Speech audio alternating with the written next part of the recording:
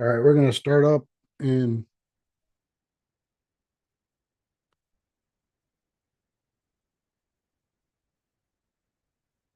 all right, let's go ahead and get started. So start up in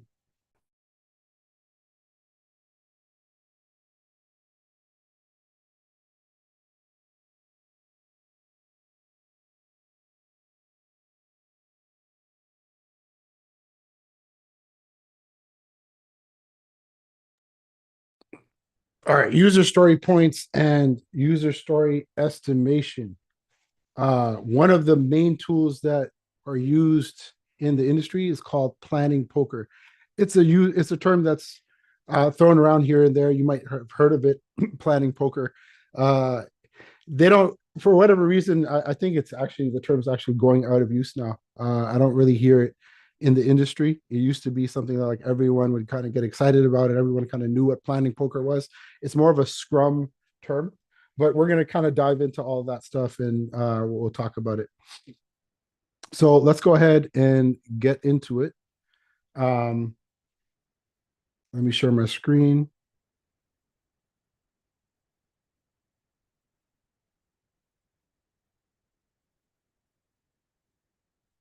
All right, so user story estimation, also known as planning poker. This is a short meeting where you're going to have developers essentially size an amount of work, size a user story. So imagine the user story might have 10 acceptance criteria. It could be any type of user story that's out there that is complete. So one of the first things to take in mind is that you can't really size a user story that is not fully complete. The main requirements to be able to even get to the point where you're going to size a user story is that the user story has to be fully written, description, acceptance criteria. Number two, you should have already reviewed the user story with the team. So the same team, these developers that are going to essentially uh, estimate the level of like work essentially that's required to do this, they have to be present and they have to have already gone through the acceptance criteria, right? Because it's not fair for a developer to be told, hey, can you like throw some story points on this user story, and they've never even read the user story, let alone had the chance to like go through acceptance criteria. Also, if there's like open questions, right? There's like acceptance criteria number 5 and they're not really sure what it's going to take to develop it. Well, if that's the case, then it's not ready yet. You want to wait until all the developers, particularly the ones that are going to work on it, they're ready. They're like, hey, I totally get all the acceptance criteria. Let's get into it and let's go ahead and throw some story points in. So with that said, what are story points? Before we can talk about like estimating, we got to understand what story points are. So let's go ahead and actually get into that and talk about it. So the way I like to describe it is that story points are both a measure of complexity and effort. Both. It's complexity and effort. And usually it's hard to kind of fully understand it, right?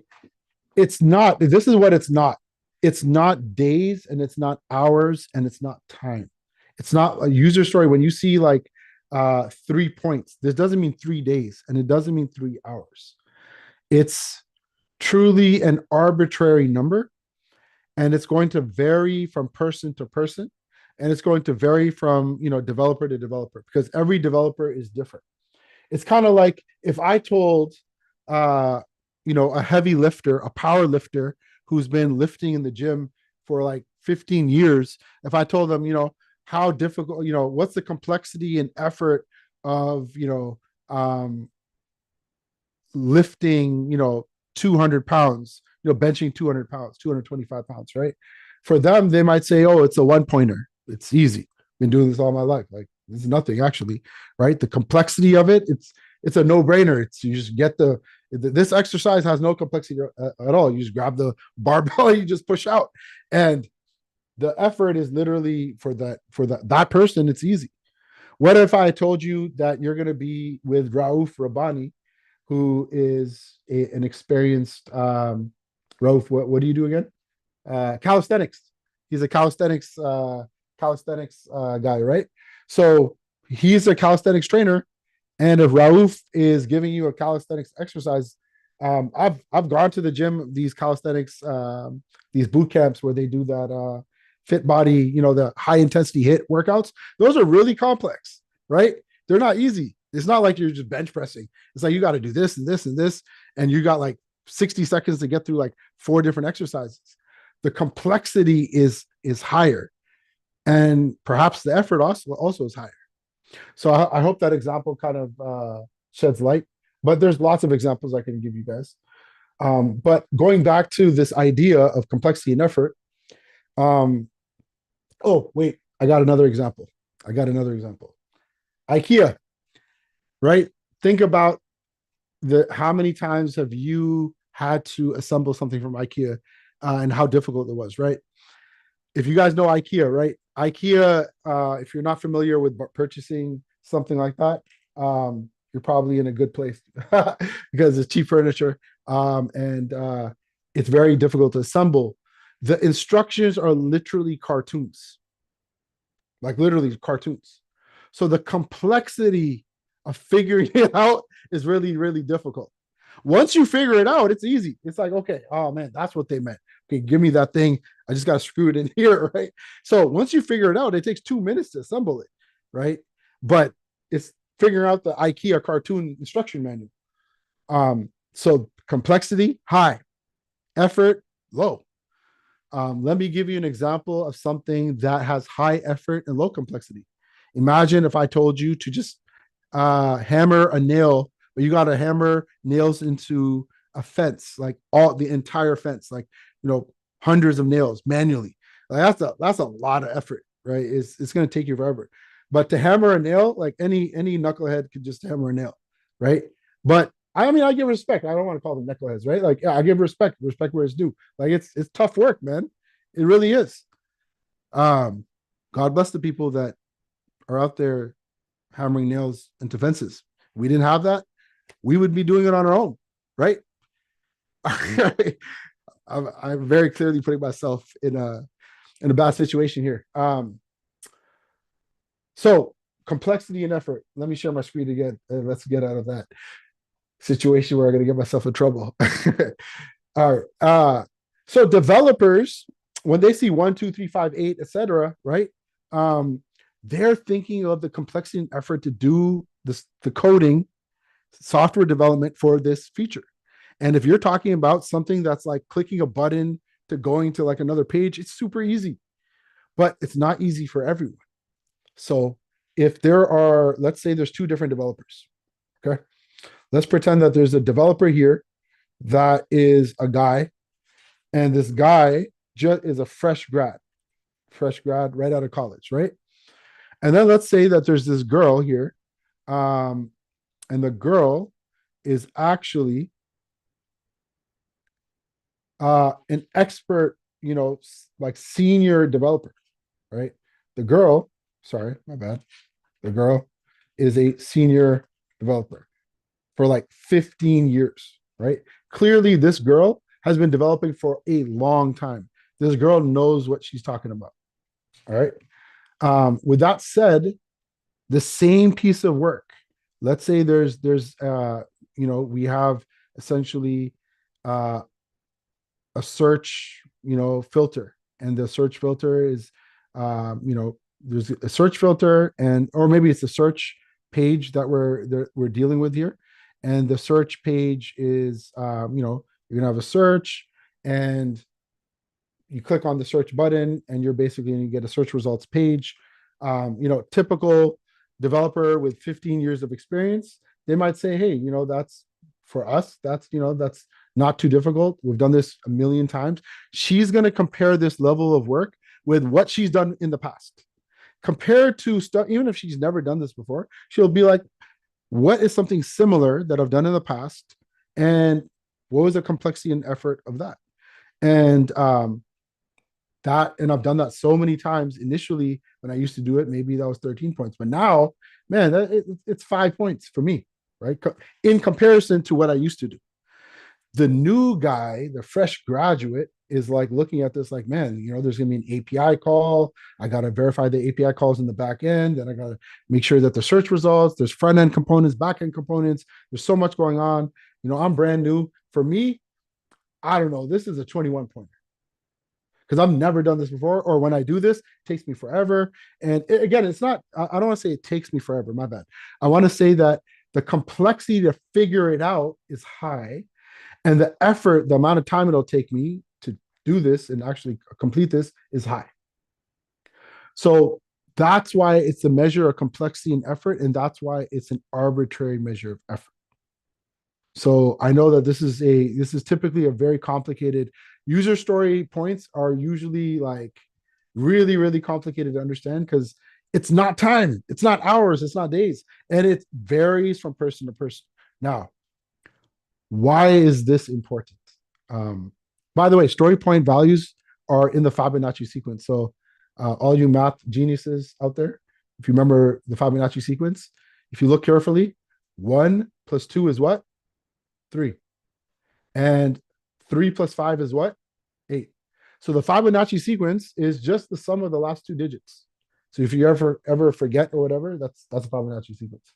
And just generally speaking, as a product manager that has been doing this for like 20 years, um, we typically, and developers and scrum masters typically, they don't want big stories, meaning stories that are over 21 points. In fact, in my entire career, maybe one or two times I've ever seen that. Otherwise, story points that are over 21 points, anything bigger than that, scrum masters and even, just in general, developers and other people, they'll say it's way too big. Let's break it up, right?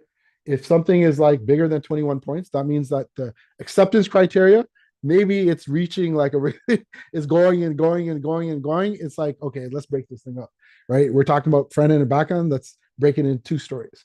Maybe this could be broken into 3 or 4 different stories. So that's kind of like the general guideline, right? You don't want a user story to be bigger than 21 points. And again, we product managers, we don't size the stories, right? It's the developer's job. Now, here's the last thing I'm going to say on this.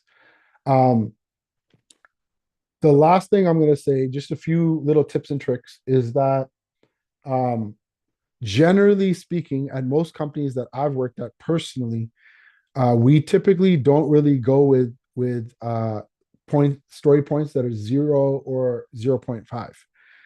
1 is usually the lowest point. We don't want to dabble in fractions of a story point or anything, right? It's like, so that if it's less than 1 point, there's not enough work going on in that user story, right? So we talked about 21, kind of like more than 21 is like too big, more less than 1 is too small. And I'm going to be really honest, I really haven't seen too many stories less than 2 points. A 2 pointer is something usually like, okay, here's a link. They click on it and they go to something. It's like the most easiest and basic thing to do. Now, remember this as product managers, the story is a working, uh, functional piece of software. It's not a broken piece of software. You can't say, oh well, it's there's going to be a page, and one story will be like half the page, and the other story will be like a button, and the other story will be like where the button takes you. No, no, no. Like whatever it is, if it's a search bar, the search bar should work in the story.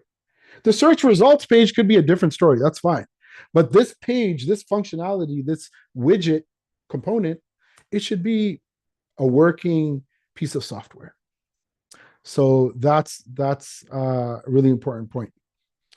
Um, any questions on anything that I've talked about so far?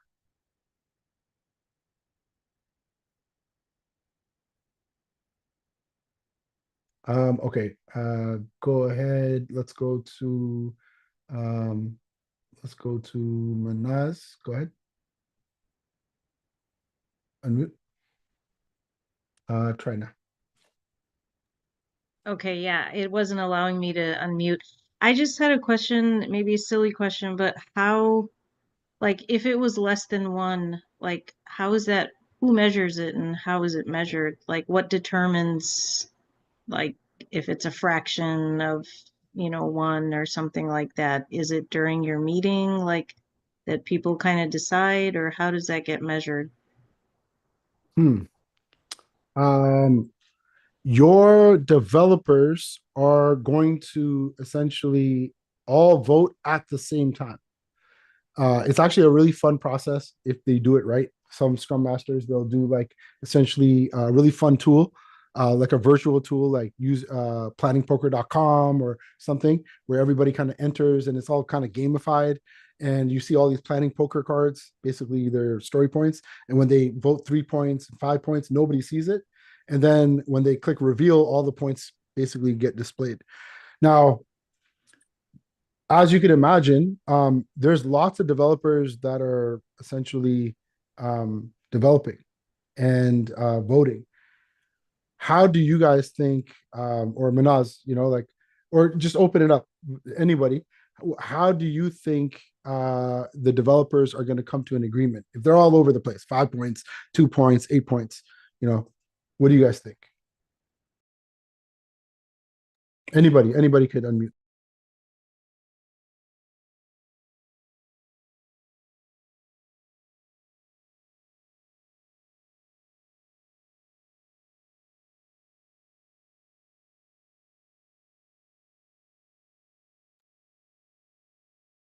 I think you guys should be able to unmute.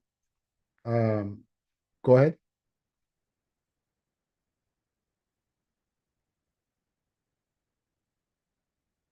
Oh, okay. Now you can. Sorry. All right. Go Uh, ahead. I think they're gonna vote for it to be too difficult, so they don't have to deal with it. Yeah. They're gonna vote, but let's say there's a disagreement. Let's just say, Michael, there's a disagreement between two developers. Maybe it's a senior and a junior one. Junior person's like, hey, this is gonna be 21 points. And the senior person is like, no, it's super easy. It's gonna be 5 points. So there's a huge discrepancy. Um, Michael or anybody else, what do you guys think? Like, how are they going to come to an agreement? I mean, Obviously, there'll be a discussion, but how do they come to an agreement? in my workplace, we do have that kind of discussion almost every sprint planning. So what we came up with is a standard that we're going to do. If this much work, we come up with 3 points, and this much work is 5 points, and this much work. So it's number of hours based. Like if it's going to take Yeah, you 5 hours yeah. to But one. let's say, but and that's one way of working it. But to be really frank and honest, with in like the correct way would be basing everything based on complexity and complexity and effort. So let's go back to this scenario. Imagine the developers are arguing. How will they come to an agreement on how are they going to land on an agreement? Omar, go for a guess on this. Like Nadal said, rock, paper, scissors. Uh, um, ah, you got me stumped. How would they come to an agreement on that? Um, I'd love to give you an answer, but I'm drawing blanks here. so, any other guesses? I mean, you said something about kind of like everyone coming to a consensus, so would they just do something simple like voting? Okay, they are. So they all vote. They all vote on user stories, right? That so the part of planning poker, the developers are all going to vote on the user story. They're all going to say, all the votes are going to get revealed. And generally speaking, because they've been working for a while, usually you'll have a lot of people in the middle, right? Some people are saying, maybe it gets skewed where most of the team is all like 8 points, 13 points, 8 points, 13 points. But then you have like this weird scenario where there's like this genius developer is like, guys, it's easy. It should be 2 points. So I'll give you a hint. It's not majority rules. So you're not Take, going to be, you're not going to have this situation where there's all these junior people saying it's really hard, it's 13 points, and this genius says there's 2 points, and all the young, fresh guys are like, well, screw you, majority rules, right? Like that's not what happens. So do with they that take an said, average? say it again. Average? Okay, that's a good guess, but keep going with it. Keep going with The mean. Not the average, but the mean. it. Okay, get away from the average and mean. So that it's No, my suggestion is that it should not be on the hardship level, because the same work can be done by one junior level is very hard, and same work can be done by the senior level, which will be easy. Based upon the workload, if the senior person is overwhelmed with if the product owner sees that he has a lot of work already, and now the junior person needs to learn and come up to that speed, you give him maybe the points that he wants and get the work done. As long as it's get done, the points don't matter. So, okay, that's one opinion. So here's the way that it should happen. Essentially, if there's conflict's okay. There's nothing wrong with it, right? We welcome all the conflict, but essentially, what you want is a scenario where we understand why this person is saying it's 2 points. Let's listen to them. So, to be honest, the story point in planning poker meetings, when developers are talking, they should be encouraged to talk together and come to consensus on their own. There shouldn't be outside factors. It shouldn't be like a boss or a manager coming in telling them, not at all. This is where they need to essentially be a self-organizing Scrum team. That's the goal of a Scrum team. You want to encourage them to talk, discuss. There's no bosses, there's no bullies, there's no big guy sitting around saying, shut up, it should be 2 points. Everybody gets nervous because that's the genius, right? That's what happens, right? So that's essentially it. You don't want that. You want a very cool, you want camaraderie, and you establish that by listening to people. Just like, in relationships and stuff like that, right? You want people to actually hear people out, and you want people to, you want to hear what they have to say. Now, in this regard, let's say the big smart person, the guru, whatever, that person that's talking about 2 points. Let's say they're like, I've been around, I've done this thing so many times, and for me, that's the reason why it's 2 points. And then you listen to the other side, and the junior person's like, I think it should be 21 points because I've never done this before. And then the question should come. They're going to arrive. By the way, this is also an important point. The people that actually decide on, developers will decide on who works on what, right? So if the genius is going to work on the story, so be it. Let it be 2 points. Why do you graduates care, right? Now, the smart Scrum Master or project manager or the smart person in the room should actually say, hey guys, we got these two extremes. Why don't you, genius developer, actually pair program with the novice, the new person that's saying 21 points? Can we meet in the middle? We'll say it's 13 or 8 points, but you guys are going to pair program together.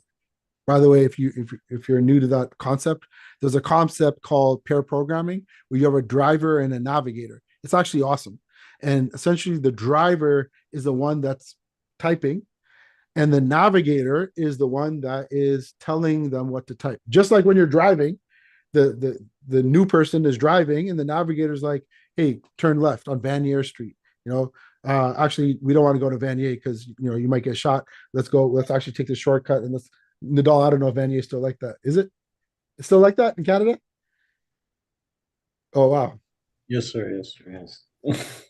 Things haven't changed in 30 years. That's insane. Wow. Nadal's from Ottawa, right? So even Ottawa has a ghetto where there's gunshots. In Canada, the capital of Canada. You think Canada is safe? It's not. Nadal could tell you horror stories. That's for another day, though.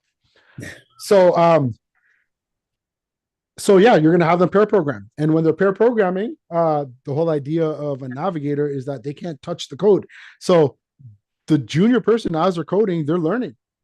And a real good navigator driver experience is where the navigator actually tells them, all right, I want you to add XYZ component, as opposed to I want you to type this, and this.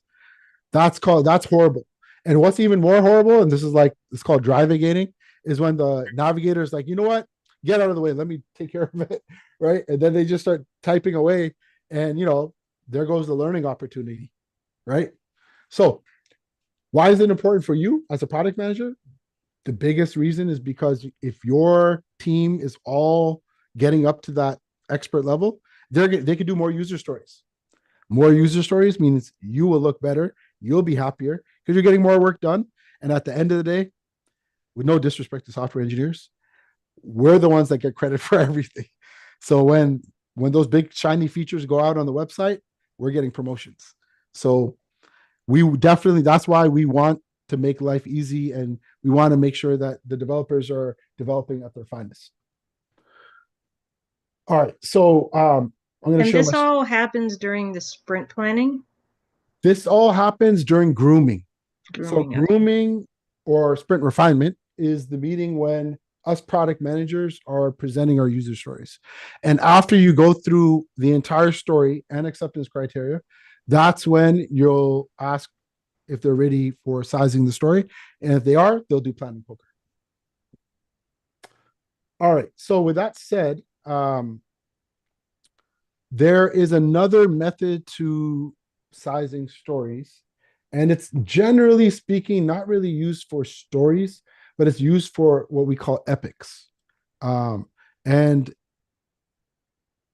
the way is very, very vague. It's when you kind of don't really understand the details of a story or an epic, but you very quickly want to get an idea. And if that's the case, then you have this concept of essentially t-shirt sizing. So small, medium, large, extra large. And actually, I've also seen extra small, like extra. Oh, I'm sorry, my bad. Extra small, small, medium, large, and extra large. I've even seen double extra large. But essentially, you could see if we're talking about story points here, small is 1, 2, 3, medium is 5, 8, and etc. You get the story, right? Why is this important? Because sometimes you're not really ready to put story points on something, but you just in conversation mode when you're talking to developers, you have this awesome idea of integrating with ChatGPT, or if you're crazy and creating a new AI bot or some automation, and it's never really been done before. You haven't thought through the whole thing. That's okay. But you could ask your dev team in grooming, hey, what do you guys think about this idea? Like how big of an effort? T-shirt size that. And they'll be like, well, if we're going to integrate with AI and it's going to be a chat bot and you want this and this and this and this and this, it's going to be a large. And then you could be like, oh, okay, well, what if we don't want X, Y, and Z? Oh, okay, well, then it'll be medium. And what if we actually want a bunch of more little features, right? What if we want this on the mobile app and the responsive web? Oh, that's going to be an extra large. So very quickly, high level, it's a very high level idea of understanding how big something is, how small something is. Now, generally speaking, we talk about t-shirt sizing when we're planning something way in advance. We haven't even written stories yet. It's way in advance. And we'll talk about this in a future class when we talk about road mapping and we talk about release planning. But the last piece of this is the concept of epics. An epic is not the East Plano Islamic Center, which is really famous, which is a very, very famous mosque in Texas. And they're getting a lot of heat right now because they're basically trying to create an entire epic city. And there's this huge debate happening in like North Dallas about whether they should be allowed to create like this big housing development. But anyways, I digress. So estimations of epics. Well, what's an epic? Let's talk about that for a second. An epic is essentially a label or a bucket, a category of work. That's all it is. So let's say we're throw out some ideas. Like let's say we're building some really big thing. Like, you know, let's say we're trying to create a let's say we're trying to create a new restaurant app, and this is going to be like the delivery service for the delivery integration for the restaurant, right? So whether that's DoorDash or whatever, Uber Eats, whatever, that whole entire integration, that's a big deal, right? Like you're integrating with DoorDash, there's a handoff to DoorDash, there's going to be authentication, there's going to be probably metrics and KPIs, and there's all of this monitoring you're doing. There's once the handoff happens, there's a lot of features you might want that are reporting back to you in terms of the actual delivery and the delivery status. There's so much that goes on just with integrating with a third-party player like DoorDash, right? And if that's the case, think about the number of user stories. That's a lot of stories, right? But all of the stories are related to what? This third-party integration with Uber Eats or with DoorDash. So the epic would be DoorDash integration. And everything, all the stories related to that would be under one epic. So it's basically like a filing cabinet or a folder or a category, or if you use Gmail, those little tags, it's like a way to very quickly tag your user stories. That's all it is. Simple and easy. Now, obviously, epics should make sense, right? Like it shouldn't be something that's so general, like it's an epic for like the homepage. Well, the homepage probably has a lot of stuff going on, right? That means it's going to be like 500 user stories. You don't want that, right? You want epics to like make sense. The reason is because in Jira or whatever ticketing system you're using, you want to simply search by epic and boom, all of the user stories show up. You don't have to like search for a billion things, right? Just like, when you're searching for certain things that have been categorized in the folder, you find the folder and there's all your files. It's the exact same concept. Any questions on epics? Anyone? All right, cool. So, Rauf, imagine you wanted to categorize. Imagine we're dealing with a website. Let's just do like a really quick example here. Let's go to what's your favorite sports website? NBA.com. Cool. Like you want me to select an actual team kind of thing, or just No. Let me go to NBA.com and let me just show my screen real quick. So here we are, NBA.com, right? And there's a lot going on, like a ton of stuff on the homepage. And just to make life easy for you guys so you could see everything. By the way, you can see my screen, right? Yeah. I'm just gonna like, I know this is annoying, but I'm just gonna like make it super small so you can kind of see the whole entire homepage, right? I mean, it keeps on going, but you get the page, you get the picture. There's a lot that could be there's so much that could be categorized into one epic. So Rauf, let me give you access to this page so you can annotate. And I want you to draw a square over every component or every section that you think could be basically one epic. That's basically going to have a bunch of user stories that essentially that could be done together. Can you actually annotate? Do you have the ability to annotate? I think, yeah, I do. Okay, there we go. Yep. Awesome. Okay, so just go ahead and just like draw around or just put a square around areas of the site that you're looking at that you think can be one epic. It's gonna basically, one epic should have at least 2 or 3 stories, but it could have like lots of stories. And think like, okay, there's gonna be front end, there's gonna be back end, things that need to update, like the ticker, for example, for sure. That's one epic because there's a lot of API calls to the back end. There's a lot of stuff going on, right? All right, go ahead. Let's see you draw your circles. Mm-hmm. Mm-hmm.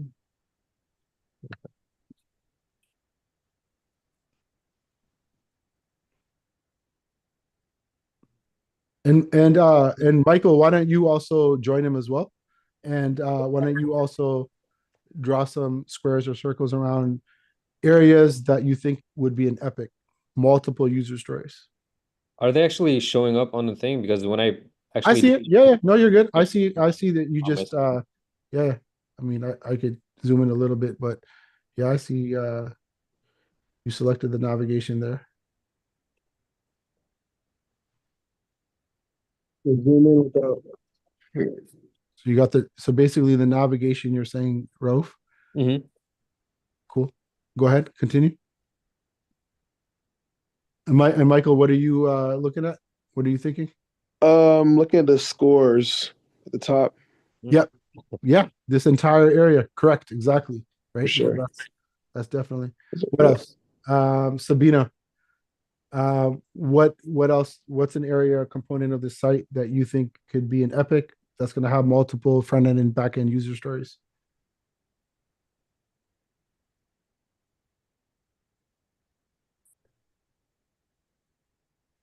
Hey, Ali, I'm sorry to break this up. When you keep referring to front end and back end, can you clarify if you don't mind? Okay.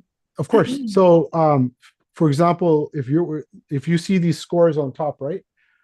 These scores are being updated automatically, like dynamically, right? Like as soon as the game ends, it's being updated. Now, for it to get updated live, the page is essentially um, their API calls firing out, right? In the back end of this page, you have basically a call to the database that's checking to see if these scores have been updated.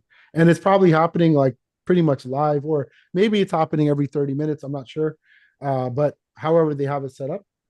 And that's how, and all of those, there's going to be user stories to make an API call to actually get a refresh from the database um, to update all of this. So those API calls or those web services essentially are going to come back on a regular basis, maybe every 10 seconds, maybe every 2 minutes, however they timed it. And those are user stories that have to be developed um, in order for you to like basically make that API call. So it's not enough for there to be a stat because this is not a static image. All right, Tasneem and Sabina, go ahead. If either one of you see anything, what do you guys see? So can I like pick like a games? Is it like NBA, right? And then it says games. So in a game. Oh, yeah. Excellent. Right. Okay, so it's I see what you're saying, and I don't know if you guys could all see. So essentially, she's talking about the top navigation. So that top navigation, um, if you're adding a particular new, like if you're adding games for the first time or is something new that you're adding here, that would be maybe like one user story. Sometimes one, sometimes two, right? Now, the entire navigation could be an epic. All of this, everything that you see here, right? This entire, what we call this navigation, where you could go to different parts of the page, right? This whole thing would be an epic because it's going to have multiple user stories, right? All right. Let me go to one more person. Tasneem, do you want to choose something here? And just you can just mention it, speak to it, and I'll highlight it for you. I was thinking about League Pass, where it says sign up now panel. Oh, okay. League Pass. Okay, this whole area right here, right? Are you talking about this right here, League Pass? At the top. Oh yeah. Excellent. Okay, so this is interesting. So this functionality by itself is just one user story in the navigation where you're just going to click on this and it's going to take you perhaps to the League Pass, right? So if I click on it right now, what happens? I click on it and it takes me to the League Pass. So that is just a very simple click and then you're going to a page. That would just simply be one user story, right? So you would typically have that as part of the entire, like this entire navigation. So when because when you click on something here, it takes you a different part of the page. However, if there was something where here's a pop-up that just popped up, right? So but the pop-up is probably like one user story, but there might be multiple pop-ups And if there are, then there will be an epic for the pop-up, the homepage pop-ups, and that will cover any user stories that have to do with that. Now, if I scroll down, a lot of these things are just like one, like it's very simple, right? This is like one user story. But look here, right? This right here, this entire hero image, this has a lot going on, right? You have this image that I guarantee you is getting updated on a regular basis. It's not like static or something, right? This is probably like the newest, latest stuff is going on, right? All this content is, you know, is cascading, and like all of this is getting updated frequently, and there's probably multiple images here and all this. So these are API calls that are happening that are refreshing all this. So there could be like essentially 1, 2, maybe even 3 user stories, right? That are happening here. And you could potentially put this into an epic, but these types of hero images or carousels, sometimes they're linked to a few other cards, right? And it could be that you might actually have an epic for these major components, like this right here, that might be 1 or 2 stories, and the story section, maybe these trending, you know, these little components, as you could call them. And then lastly, you know, you might take, I'm just trying to find something that that could be another epic. Let's go to Verizon.com. Actually, let's go to Amazon.com, right? If we go to Amazon.com, there's a lot going on. There's a lot of like little sections, little cards, as you can see, that are showing up, right? Each section, right? If it's a true section that's like being like there's a separate API call happening, and there's, you know, it's kind of like a feature by itself, and it might have like its own links, and these images, they're all like dynamically being updated based on recommendation engine, based on, you know, if you're logged in and not logged in, stuff like that. So each section could be its own user story, and then maybe there's 1 or 2, but it wouldn't be necessarily a good practice to group all of them into one epic. But it really depends on what we're looking at here. Let me see if there's a better example. Obviously, all the navigation would be 1, and, you know, search, right? Search is definitely an epic. There's a lot going on in search, a lot. In fact, sometimes they'll divide the search epic into like the search bar experience, and then like the search results experience might even be a separate epic sometimes. All right, so that's the idea of an epic. And generally speaking, we'll talk about this in another class.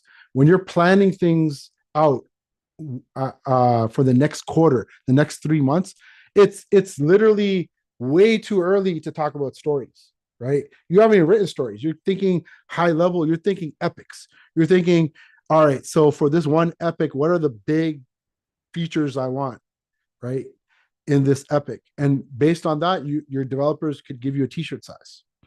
That's why t-shirt sizing is important. And that's also why being able to talk about epics and the high level idea of what's coming up on your roadmap, you know, it's going to help you. We're going to get into the depths of all of this in a future class, but that is really, you know, that's kind of like where we're going to end today. Usually I do a little fun section where we jump into planningpoker.com, but that will be part of your team project that you're going to be doing, and you're going to be actually having fun with that all together. All right, I think we're good here. This is probably a good time to stop. What I want to do is I just want to make sure that all of you guys are good with your Jira access and Confluence access. So give me a show of hands if you guys are all good with your Jira setup, you're able to access the backlog, create projects, and based